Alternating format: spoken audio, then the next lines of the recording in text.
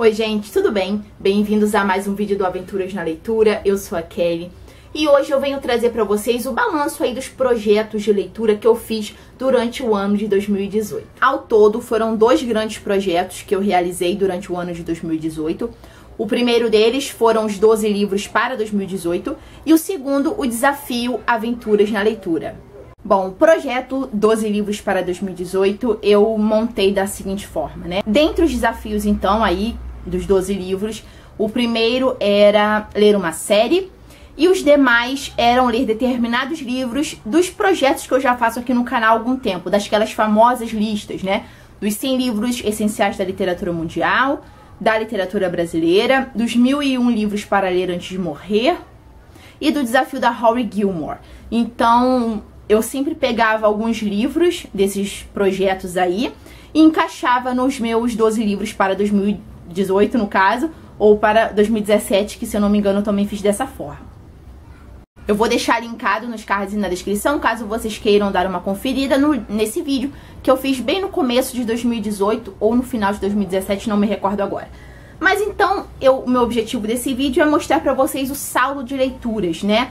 Tanto dos 12 livros quanto do desafio Aventuras na Leitura. Primeiro eu vou mostrar o saldo dos 12 livros para 2018. E de antemão eu já digo que eu mudei bastante coisa. Por exemplo, a série que eu me propus a ler era As Brumas de Avalon, não consegui ler. Outros livros também dos projetos dos 100 livros, dos 1001 livros, né, eu acabei trocando. Então, bom, 2018 foi um ano muito atípico em relação à minha vida acadêmica, porque foi ano de TCC no primeiro semestre, e no segundo semestre, ano de estágio e mais inúmeras disciplinas, né? Que eu puxei o máximo que eu pude para poder concluir logo o curso, né? Então, eu consegui ler não tanto quanto eu imaginava, né? Mas eu tenho grandes propostas, grandes metas para 2019 que eu pretendo cumprir fielmente.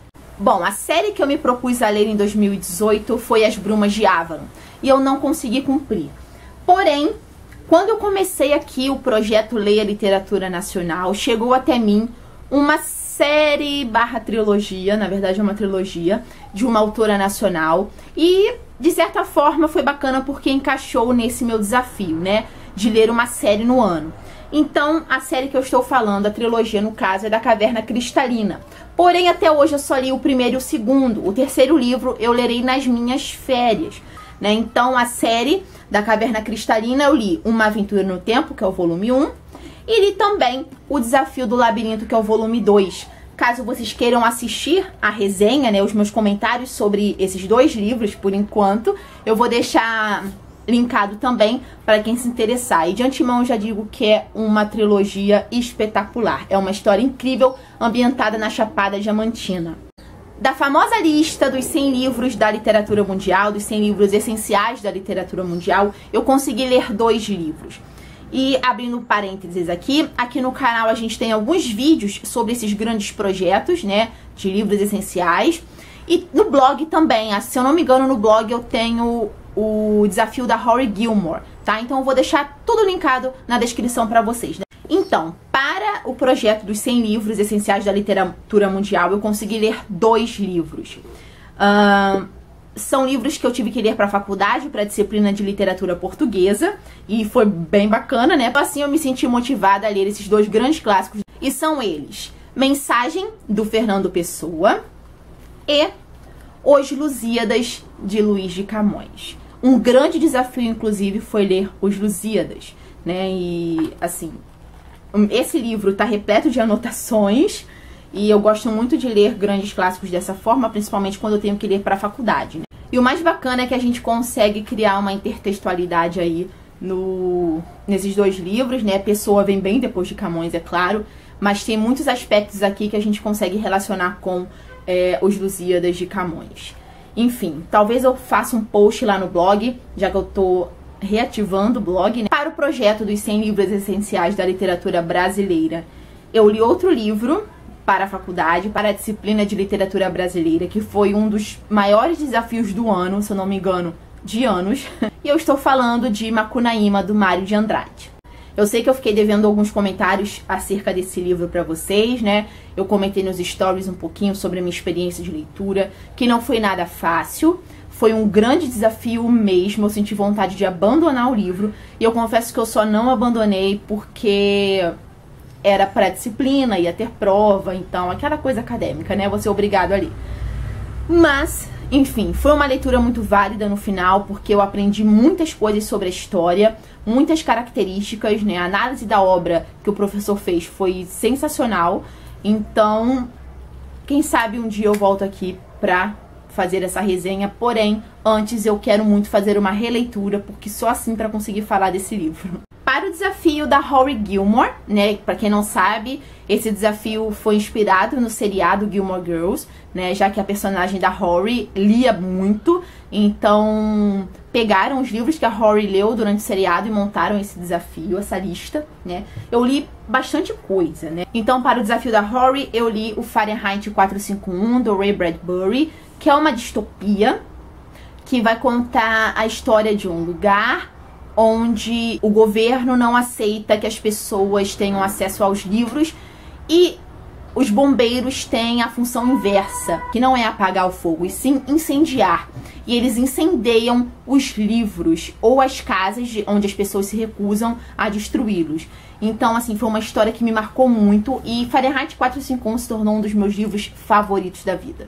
Ainda para esse desafio, logo no começo do ano, eu li um livraço também incrível, que inclusive eu usei no meu TCC, que foi Um Teto Todo Seu, da Virginia Woolf. Esse livro é um livro de não ficção, da Virginia Woolf, e vale super a pena vocês conhecerem. Foi escrito na década de 20, com base em algumas palestras que ela deu em universidades. Então vale super a pena a gente ler um pouquinho e conhecer mais sobre o universo da mulher, e sobre as análises que a Virginia Woolf faz sobre isso. Inclusive aqui ela traz até algumas análises de algumas escritoras do século XVIII, XIX, fala um pouquinho sobre elas, sobre a questão dos pseudônimos masculinos. Vale muito a pena conhecer. Dentro desse desafio da Rory, eu também li um livro que foi outro grande desafio para mim, que foi o Problemas de Gênero, da Judith Butler. Eu li esse livro para o meu TCC também, né? Eu já falei um pouquinho sobre o meu TCC aqui no canal, vou deixar linkado na descrição para quem quiser conferir um pouquinho sobre o que foi o meu TCC, enfim. Eu senti muita dificuldade em alguns momentos, tanto que eu tive que recorrer à internet, porque ela traz, assim, argumentos, ela traz ideias que eu não conseguia entender muito bem, então eu fui buscando em outros lugares. Mas é um livro muito, muito bom, principalmente para quem quer entender mais sobre essa questão de gênero, né? Então fica a minha indicação aí também de leitura da Judith Butler. Ainda para o desafio da Rory, outro livro que também se tornou um dos meus favoritos da vida foi O Segundo Sexo, da Simone de Beauvoir, né? E são 2 volumes. O primeiro é Fatos e Mitos e o segundo, A Experiência Vivida. Também utilizei muito Simone de Beauvoir no meu TCC, então eu tive que ler para o meu TCC, mas assim, já era uma meta de leitura de vida mesmo, que eu queria muito conhecer mais sobre o segundo sexo, e vale super a pena a leitura. É uma leitura que vai exigir muito estudo também da parte do leitor, e foi muito prazeroso para mim. E o último livro do desafio da Rory que eu li esse ano foi A Metamorfose, do Kafka. Na verdade foi uma releitura, eu tive que ler para a disciplina de Teoria da Literatura, né, da faculdade também. Então vocês estão vendo aí que muita coisa eu li pra faculdade, porque realmente foi um ano muito cheio, academicamente falando. E foi muito bacana reler A Metamorfose, inclusive eu fiz uma resenha aqui pro canal também sobre ele, porque ele me trouxe outras reflexões nessa releitura. E eu sempre digo que releitura, gente, é essencial, principalmente de grandes clássicos, né? E fica aqui também a minha indicação de leitura, porque A Metamorfose é sensacional. E por fim, para a lista dos 1001 livros para ler antes de morrer, eu também li bastante coisa além do planejado, como no desafio da Rory, né, que eu li também muito além do planejado. Então, da lista dos 1001 livros para ler antes de morrer, eu li, como eu já disse, O Segundo Sexo, que também está nessa lista, da Simone de Beauvoir. Eu li O Velho Mar, do Hemingway, que também se tornou um dos grandes livros da minha vida. É uma novela, e eu já comentei sobre esse livro em algum vídeo aqui do canal, não me recordo agora qual, e que vai muito além da questão de um homem que vai para o mar tentar caçar um peixe muito grande, né? A gente tem que, como eu sempre falo, ler nas entrelinhas, tentar entender a mensagem do autor para o leitor. Eu achei incrível, eu achei sensacional, e com certeza foi um livro que me marcou muito esse ano. Nessa lista também tinha o Nada, da Carmen Laforet, que foi uma leitura que eu concluí recentemente. Foi um livro que eu recebi na caixinha da Tag esse ano. É ambientado no século XX, na pós-guerra civil espanhola, e a gente conhece a história da Andrea, que vai até Barcelona para estudar e fica na casa de sua família, onde ela aprende muito, principalmente observando muitas coisas erradas ali, esquisitas na família dela, mas que levam ela a refletir muito sobre. Enfim, é uma história incrível e a escrita da Carmen Laforet também é ótima. Nessa lista também tinha o Senhora, que eu também li para a faculdade esse ano, para a disciplina de literatura brasileira, só que eu já revirei a minha estante, eu não achei Senhora por nada nesse mundo. Mas enfim, foi uma leitura feita que eu gostei muito também, principalmente de analisar a obra, né? E Senhora, então, uma grande obra do José de Alencar, grande escritor da literatura brasileira. E por fim, também nessa lista tem novamente uma Macunaíma, do Mário de Andrade. Bom, essas foram as minhas leituras dos 12 livros para 2018, que acabaram sendo bem mais. Eu separei livros que estão nessas listas de outros projetos que eu participo no canal também. E vamos agora então para o saldo de leituras do Desafio Aventuras na Leitura 2018. Bom, para quem não sabe ainda, esse ano, no caso 2018, eu fiz o Desafio Aventuras na Leitura, que consiste em selecionar 12 categorias e encaixar um livro para cada uma dessas categorias, né? Eu tentei pensar em categorias que fossem a minha cara, né? Logo, fossem a cara do canal. E eu decidi continuar em 2019 também, e já tem vídeo aqui no canal. Vou deixar um link nos cards e na descrição para quem quiser conhecer e participar do Desafio Aventuras na Leitura 2019. Caso vocês decidam participar do Desafio Aventuras na Leitura 2019, postem uma foto em alguma rede social sua e marque o Aventuras na Leitura para eu conferir, para eu curtir, para eu comentar e para eu compartilhar também. Vamos então agora para o saldo de leituras do Desafio Aventuras na Leitura 2018. Em janeiro, a categoria que eu tinha escolhido era ler um livro de um escritor ou de uma escritora vencedor ou vencedora do Prêmio Nobel de Literatura. E então foi aí que eu li O Velho e o Mar, do Hemingway. Eu ganhei esse livro de Amigo Oculto, se eu não me engano, do Humberto, do Primeira Prateleira. E eu gostei muito, como eu já mencionei, da história, né? Então, esse livro foi lido em janeiro. A categoria de fevereiro era um livro que narra algum acontecimento histórico ou que seja ambientado em algum momento importante da história. Em fevereiro, então, eu escolhi para ler e li As Revoluções Utópicas dos anos 60, a Revolução Estudantil e a Revolução Política na Igreja, do Luiz Carlos Bresser Pereira. A categoria de março, para ler um livro de uma autora que eu nunca tivesse lido. A princípio eu tinha escolhido Minha Antônia, porém eu não li. Eu acabei lendo o grande e incrível Quarto de Despejo, da Carolina Maria de Jesus. Eu li esse livro para o clube de leitura de março, daqui da minha cidade. E, gente, assim, se tornou uma das minhas melhores leituras do ano. E, com certeza, uma das grandes leituras da minha vida. Porque eu aprendi muito com tudo que a Carolina Maria de Jesus disse aqui. É um diário, tá?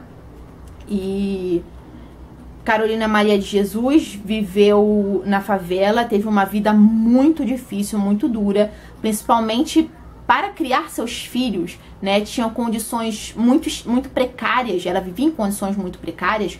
E tinha que cuidar também de seus filhos. Também, além de ter que viver naquela vida precária, né? Ela tinha que se preocupar em dar comida, em alimentar os seus filhos. Então, ela nunca perdia a força, né? Então, eu gostei muito de ver esse olhar, esse lado da Carolina Maria de Jesus. Mas eu gostei muito também de alguns pontos aqui que a Carolina Maria de Jesus era super politizada. E ela traz isso em seus diários, né? Então é bacana a gente conhecer aqui também um pouco da história da época, do momento político da época em que ela viveu. Então fica a minha super indicação de leitura, Quarto de Despejo, da Carolina Maria de Jesus. Em abril, o desafio era ler um livro de contos. E eu também mudei, que eu tinha escolhido um outro livro a princípio, e eu decidi ler O Sol na Cabeça, do Giovanni Martins, que foi tipo um hype de 2018, né? Eu encontrei o Giovanni Martins na Flip, ele autografou pra mim, e também foi uma das melhores leituras que eu fiz esse ano. Eu gostei demais de conhecer os contos. Já comentei um pouco sobre esse livro aqui no canal, inclusive tem uma resenha só pra ele. Vou deixar linkado aqui também na descrição, caso você se interesse.